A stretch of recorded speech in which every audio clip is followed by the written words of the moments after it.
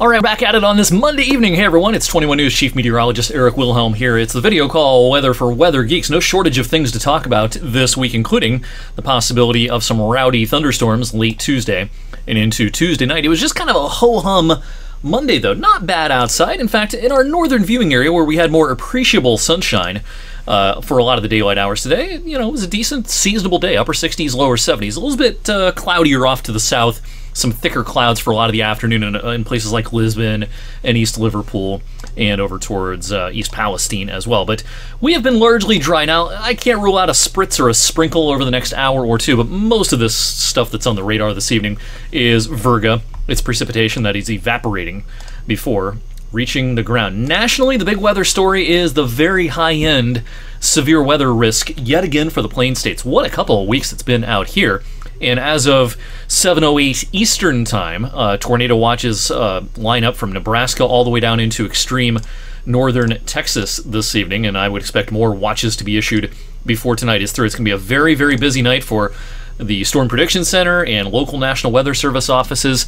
And as expected this morning, once they got a look at the weather balloon data from our weather balloon network across the country, they were able to upgrade today's and tonight's risk of severe weather to a level 5, a high risk in parts of Oklahoma, including Oklahoma City and areas just south of Wichita in Kansas. Now, a high risk is something we almost never see in eastern Ohio and western PA, but it happens once, maybe every year or two on average out here in kind of the heart of the Plain States. Now, tomorrow the system pushes east, and while the severe weather risk will not be as high, there is a level 3 enhanced risk out for tomorrow from Columbus over to Dayton, up to Fort Wayne, Lima, places like that. The risk gets lower as you head into eastern Ohio and western Pennsylvania. We'll talk about all that in some detail, of course, in this video. Just a reminder of these risk categories. That high-end level 5 risk, almost never in our part of the country.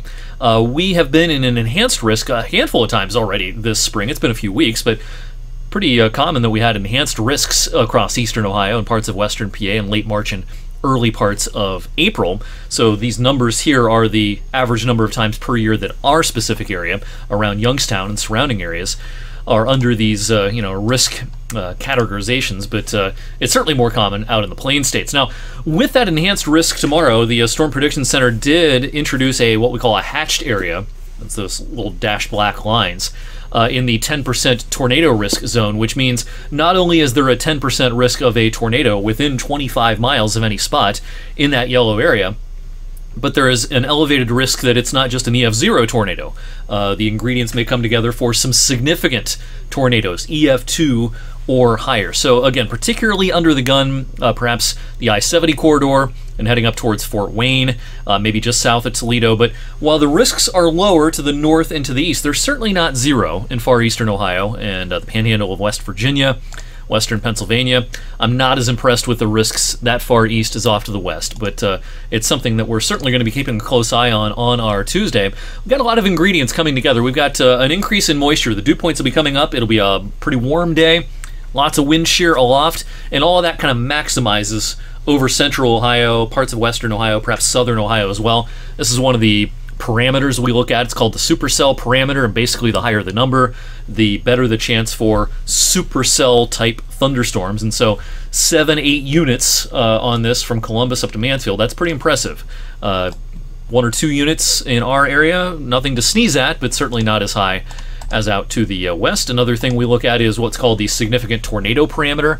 The numbers can get pretty high on this out in the Plain States, but typically around our area it's pretty rare to see anything over a 4, a 5, or a 6. And these kind of max out at maybe 2 in some places, 2 or 3 by the late day hours on Tuesday. And a lot of this will be towards and after dark. This isn't going to be a middle of the afternoon thing for Ohio tomorrow. So a lot of this action will occur around sunset or shortly thereafter. We have a warm front tracking our way tomorrow morning. Before any threatening weather tomorrow, it's going to be a pretty decent day.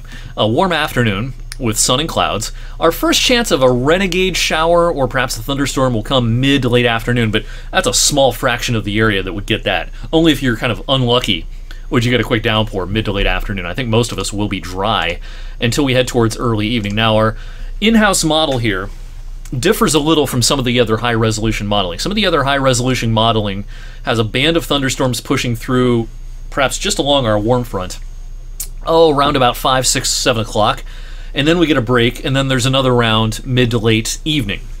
The current depiction on this particular model really doesn't have much of an initial batch. It's just, this is the main show out here at 7:30, and then this pushes through mid to late evening, and it's pretty much over. Now, this is one run of one model, and as I just kind of explained, we look at a lot of different models, and some of them have different ideas. But I think it's possible, it's quite conceivable that we'll have 2 waves of showers and storms, one early in the evening before sunset, and another a few hours later after sunset, closer to 10, 11 o'clock, maybe midnight or so. Either way, we got a pretty nice day coming up on Wednesday. Whatever happens tomorrow, Wednesday is going to be a warm day with a good deal of sun. We're in between systems on Wednesday. That's the day to really take advantage of, because starting Thursday, not a great forecast. Another system moves through on Thursday. While we probably won't have a whole lot of rain first thing in the morning, pretty good chance of showers and storms throughout the day Thursday. And there's actually a pretty good push of cool air behind this system coming our way for Friday and the upcoming weekend. Mother's Day weekend is looking a little on the cool side. Medium range trends here. Next week, I had next week pegged as a cool week and a drier week when I was looking at a lot of our medium range models last week. The trends over the last few days have been a little bit wetter and not quite as cool for next week. So good news in terms of temperatures. It's not exactly going to be a cool week, it looks like. Our cool weather will be here for the weekend, but after that it doesn't look very cool at all.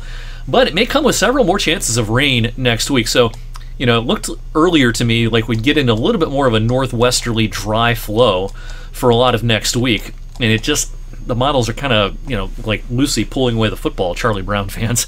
That's, the kind of the trends over the last few days. All right, we got a suite of high-resolution seasonal modeling over the weekend. This is the European outlook for the United States and Canada and North America from the European Center for Long-Range Forecasting and Medium-Range Forecasting. Temperature anomalies this summer, June, July, and August. Really hard to find much in the way of cool weather advertised by this model in terms of temperatures compared to average this summer. Now, that being said, taken literally, while it does have, some above average temperatures painted for our area, it's not deep orange. It's not advertising a blowtorch really hot summer here locally. I think it's on the table that we are going to see the hottest summer we've seen in a few years around here. But this particular run of the European seasonal forecast, not exactly a scorcher. We're going to do an official summer forecast probably next week, I think. We'll talk about June, July, and August, temperatures compared to average, precipitation compared to average. This is shaping up to be maybe a little bit of a tougher forecast than I was thinking it would be a couple of weeks ago. So stay tuned for that on Weather for Weather Geeks and all my social media outlets. Again, we'll probably do that next week. In the meantime, thanks for watching tonight's video, and we'll keep you updated on the severe weather risks tomorrow. If we have threatening weather around the time that I usually post Weather Geeks, we might skip Weather Geeks and just do some live streaming coverage. Not sure. We'll just see how the day progresses. So we'll either do Weather Geeks and see you then tomorrow, or next time I see you on this video will be on Wednesday.